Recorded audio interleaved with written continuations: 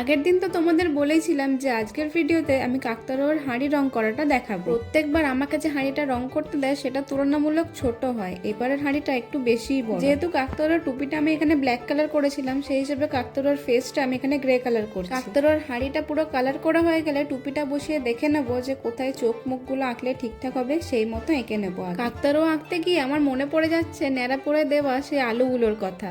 যখন আলু মাখা করে না ওগুলো দিয়ে কি দারুণ যে লাগে। যাই হোক, খাওয়ার কথা পরে, এখন ড্রয়িং এ ফোকাস করি। এবার চোখ মুখগুলো যেমন এঁকেছিলাম সেই মতো কালার করে নেব। আমি ওদের এত কিছু কাজ করে দিয়েছিলাম বলে আমাকে আবার পাড়ার ভাইগুলো এক প্যাকেট চকলেটও এনে দিয়েছে। যাই হোক, ওদের এই কাজগুলো দেওয়ার জন্য আমার টাইমটাও কেটে যায় আর ভিডিওর একটা কন্টেন্টও পেয়ে যায়। এই ন্যাড়াপোড়ার ভিডিও আমি তোমাদের সাথে অল্প একটু শেয়ার করলাম।